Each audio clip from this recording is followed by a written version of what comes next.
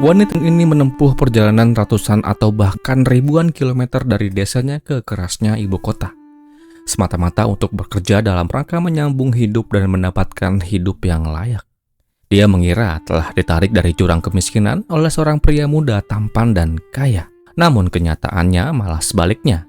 Tangis dan jeritan putus asanya malah berakhir di sebuah kotak baja berukuran 70 cm dan kedap udara.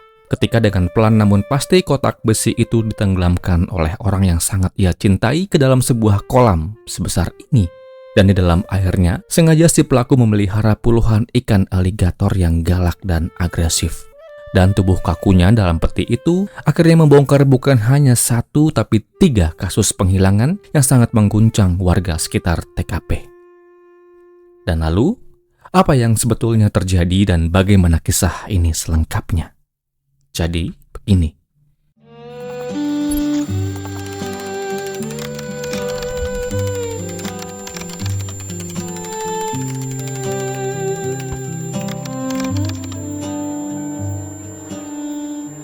Namanya adalah Warentron Chayachet, namun orang-orang terdekat lebih akrab memanggilnya dengan sebutan Kik.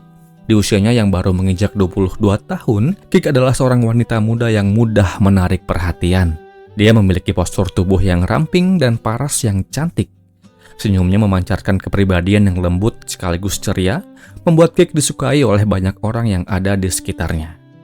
Selain manis dan cantik, Kik juga dikenal cukup artistik dengan sebuah ciri khas yang menonjol pada dirinya, yakni sebuah tato bergambar ikan berwarna dengan ukuran cukup besar dan terukir mulus di punggungnya.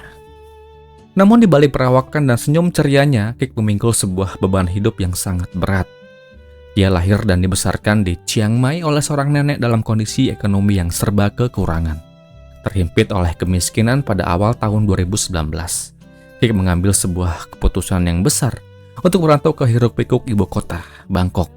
Tujuannya murni untuk mencari jalan keluar dari susahnya hidup dan membangun masa depan yang lebih baik. Di ibu kota, perjuangannya tidaklah mudah. Kik adalah seorang ibu tunggal yang harus membesarkan anak dari pernikahan sebelumnya seorang diri. Untuk bertahan hidup dan menutupi biaya hidup yang mencekik, dia bekerja sebagai pelayan di sebuah bar malam dan terkadang Kik terpaksa melangkah lebih jauh dan terlibat dalam kehidupan malam yang keras dengan ia menjadi kupu-kupu malam. Meskipun Kik punya penghasilan yang ia dapatkan dari profesinya, tekanan gaya hidup yang tinggi, serta ekonomi yang menghimpit seringkali membuatnya kehabisan uang. Hingga terpaksalah ia beberapa kali harus meminjam uang dari teman-teman atau rekan kerjanya di bar. Hingga pada suatu hari, takdirlah yang mempertemukan Kik dengan Apichai Ongwisit, seorang pria kaya raya tampan berusia 41 tahun. Apichai Ongwisit alias Ais namanya. Dia terlahir di dunia pada tahun 1979 dengan takdir di atas kertas tampak sangatlah sempurna. Sebagai putra dari seorang pengusaha kios dan ruko yang sangat sukses, masa kecilnya dikelilingi oleh fasilitas mewah dan harta yang sangat melimpah. Namun kemewahan itu ternyata hanyalah sekadar tirai yang tipis di balik ngerinya dan suramnya keluarganya.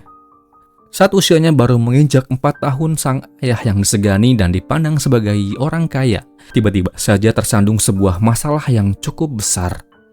Kala itu sang ayah terlibat kasus penghilangan nyawa atas seorang gadis 15 tahun. Bukannya menjadi penengah, sang ibu justru malah ikut campur tangan dengan menutupi kejahatan yang dilakukan oleh suaminya. Dan saat bau busuk kejahatan itu akhirnya terbongkar, keluarganya tercerai-berai dalam sekejap. Si ibu memilih kabur ke luar negeri membawa adiknya, sementara Apichai alias Ais ditinggalkan begitu saja di negara Thailand untuk menghadapi keras hidup dan hancurnya keluarganya. Dan gongnya adalah saat-saat di mana persidangan atas kejahatan sang ayah itu diadakan.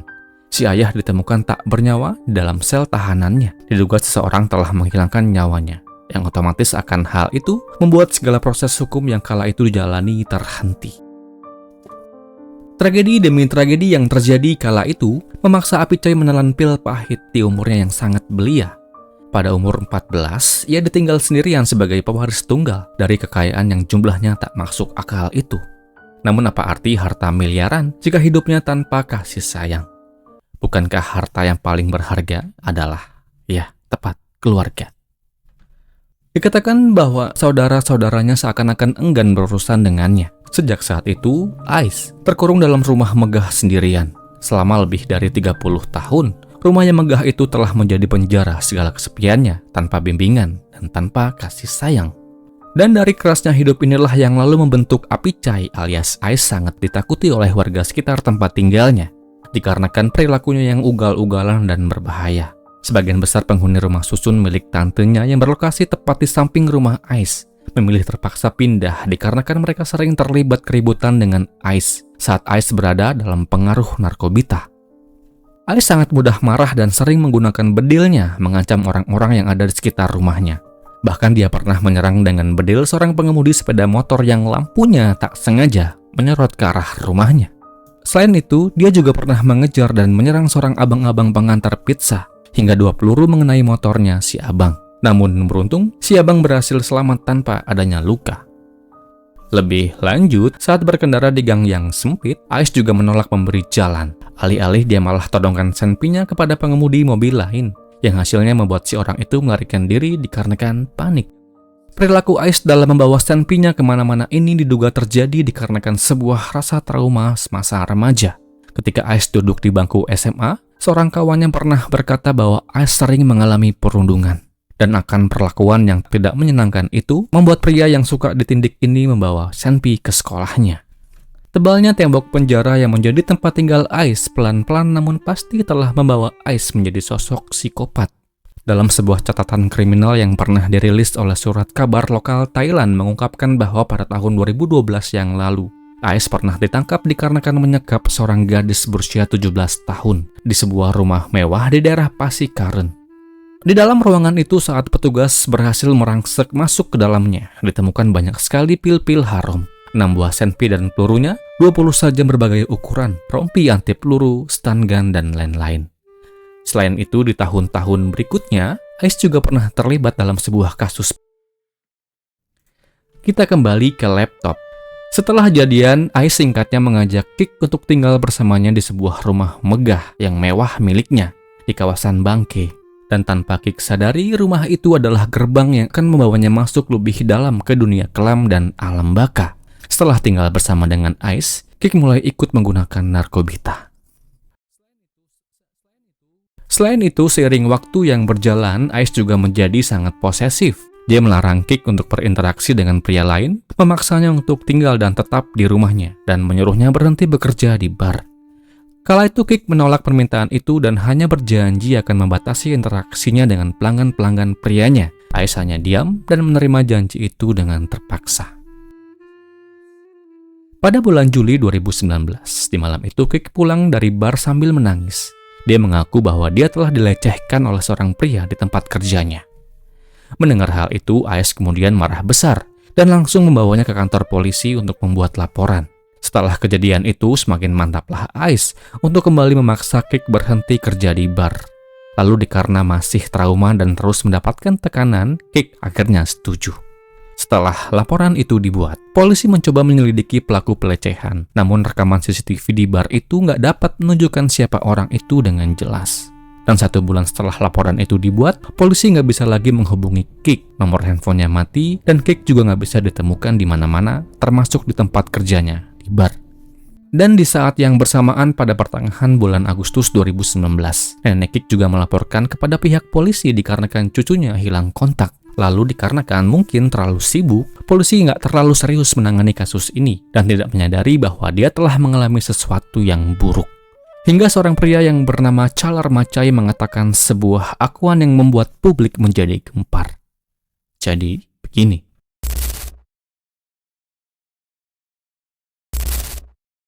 Pada 9 Januari 2020, seorang pria tadi yang bernama Chalar Macai atau yang kita sebut Chai dalam kisah ini ditangkap oleh pihak polisi di Bangkok dikarenakan kasus narkobita.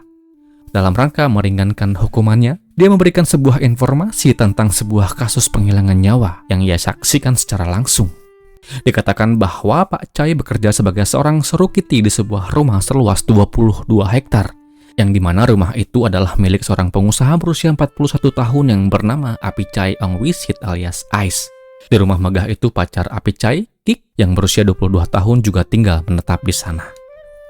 Dari akuan yang pernah Pak Chai sampaikan pada bulan Agustus 2019, dia melihat Ice dan Kick bertengkar hebat. Kala itu Ais nggak segan untuk melakukan kekerasan fisik terhadap janda satu anak itu. Dan puncaknya adalah ketika Ais mengarahkan sebuah kayu balok ke kepala Kik hingga membuatnya terjatuh ke lantai dan terdiam. Setelah menyadari Kik terdiam, segera Ais mengikat tangan dan kaki Kik lalu mengurungnya dalam sebuah kotak atau peti yang terbuat dari besi logam atau semacam baja. Di dalam kotak sepanjang 70 cm itu, Pak Chai bersaksi bahwa dia sempat mendengar Kik berteriak dan menendang dinding kotak itu dan minta tolong. Untuk menutupi suara teriakan dan tendangannya, Ais menyalakan musik dengan volume yang keras dari dalam rumah. Pak Chai mengaku sempat terpikir untuk menolong, namun dia nggak bisa melakukan apa-apa dikarenakan takut kehilangan pekerjaannya sebagai seru Kitty. Ais tampak nggak peduli ketika permintaan minta tolong dan pukulan keras itu terus menggema di sepanjang malam. Hingga esok harinya, saat Ais membuka peti logam itu, ya benar, Kik sudah dalam keadaan tak bernyawa. Saya ucapkan duka yang mendalam. Ais lalu menyuruh Pak Chai untuk memasukkan tubuh Kik ke dalam sebuah kantong plastik hitam yang dilapisi dengan spray, lalu kembali dimasukkan ke dalam peti itu dan menguburnya di halaman belakang. Pak Chai awalnya ketakutan dan diam saja, namun dia akhirnya melakukan perintah itu setelah Ais memberikannya uang tunai kepadanya. Mendapatkan informasi ini, polisi langsung mendatangi rumah Ais untuk melakukan penggeledahan. Saat polisi tiba, benar saja, Ais yang sedang mabuk langsung menembakkan senpinya ke arah petugas. Terjadilah baku tembak, hingga akhirnya polisi berhasil menangkap Ais dalam keadaan hidup dan beruntung tak ada petugas yang terluka dalam insiden ini.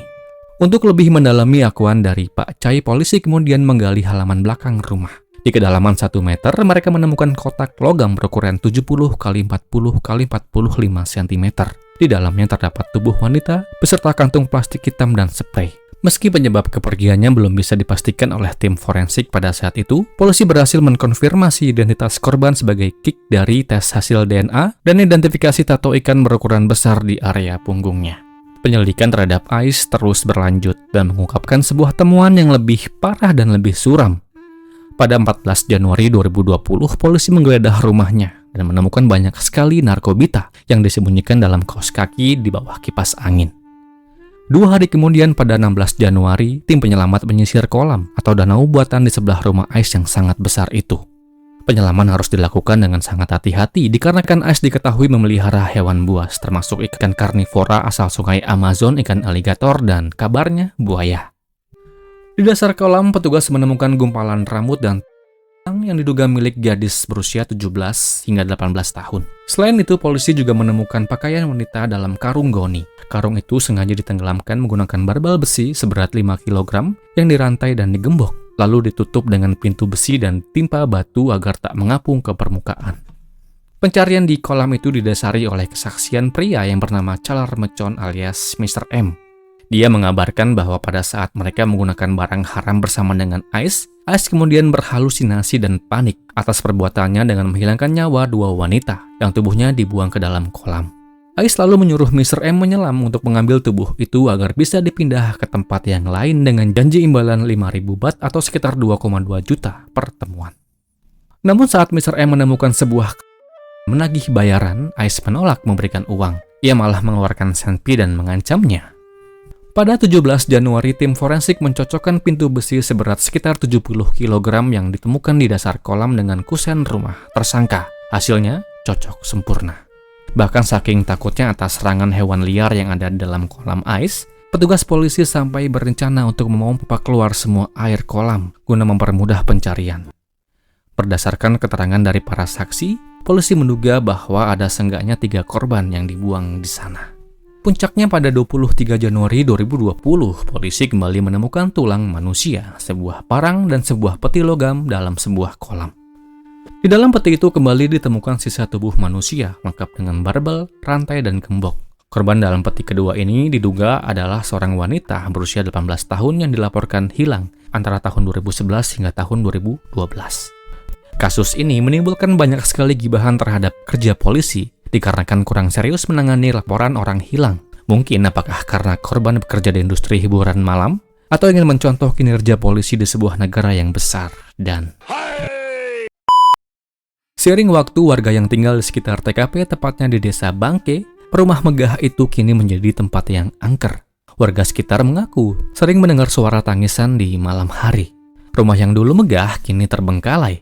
Tempat itu menjadi saksi bisu dari masa lalu yang penuh dengan kejahatan.